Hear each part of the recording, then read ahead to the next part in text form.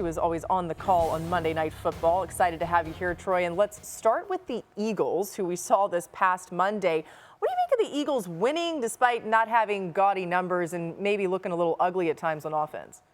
I'm okay with it. I really am. I mean, there's a lot to look into, and I know everybody does, and everyone breaks it down the week after. I just think the way they began the year, winning those games the way they did, that was a tough stretch to open up the season. I mean, they had some big wins.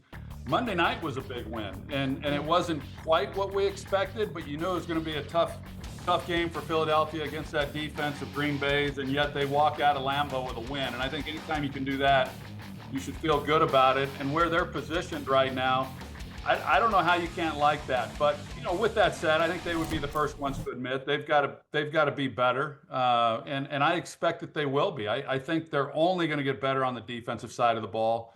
I like what they've done in the trades and where they're heading. So, hey, they're defending world champs, and so they know what it takes. I really don't worry about them at all. I feel really good about them. Well, let's talk about the Lions, who they face on Sunday with an offense that wasn't happy with their production either. We had them earlier on in the season. Now Dan Campbell's fully taken over all of the play calling. Troy, what do you anticipate the impact will continue to be there? Well, time will tell. I think sometimes when you make a change like that, we've seen it a lot over the years, that there's a new sense of urgency amongst the team. They respond to that. They clearly did this last week. I applaud Dan Campbell. I am so impressed with him as a head coach. I love everything about that organization from the top to the bottom, the way they compete, the messaging. They're an easy team to pull for. And that making that decision is not an easy decision to make. The easy thing to do is just continue along the path that you're on. Don't ruffle any feathers. Don't do anything dramatic. And I think Dan's done that before. He did it early in his head coaching career, made changes when necessary. And if I'm a player in that locker room, and I've got a head coach who is pushing every button to try to get the very best out of everyone within that locker room and the best out of the coaches and the team, I love that. So I respect the heck out of Dan, and him making that decision is what he felt was best.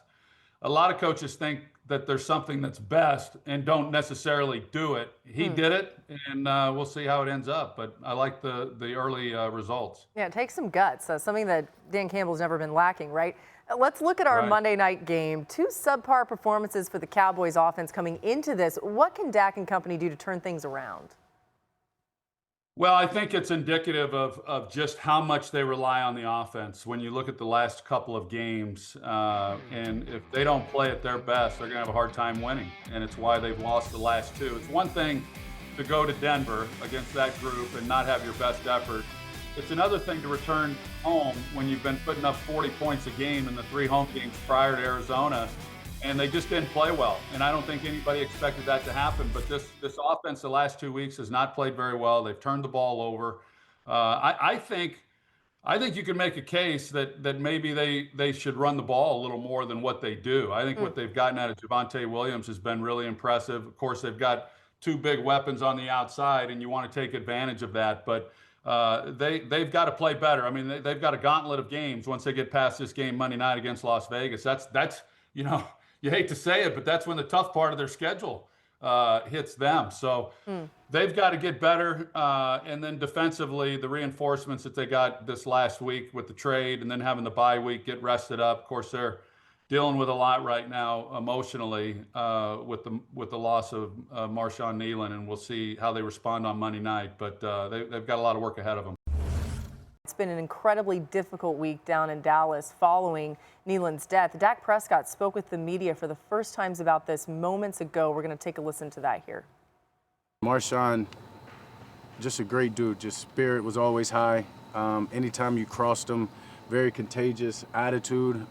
We spent, I would say, a lot of time throughout the training room, passing each other, having small conversations here and there, and very loving, contagious guy. I mean, I know that, right? It's been noted, right? His saying was "one love," and I think you just felt that. You felt that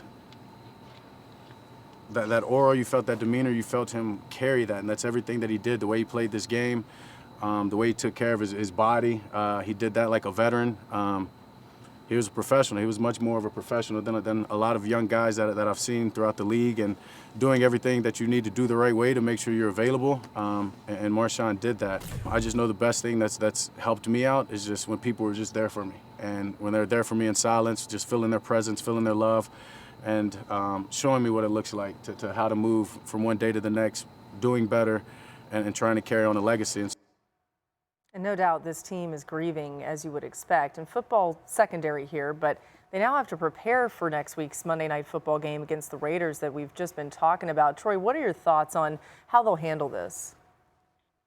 Well, I think the positive thing for them is the fact that they were allowed to grieve last week without the worries of having to try to go out and play with the timing of their bye week. And I think Dak said it really well. I did not know Marshawn Nealon, but clearly he had a big impact on that locker room in such a short period of time. And by all accounts, it sounds like Brian Schottenheimer handled it extremely well with the family and then with the team, and all the players respected that. So that's a real positive. There's no doubt they go into this game, they're going to have heavy hearts. I think that for a lot of NFL players, a lot of athletes in general, when they have tragedy like this, the only thing that brings any sense of normalcy to them is when they get back out onto the practice field, or in this case on Monday night, in the game. This gives them something to play for and honor his memory.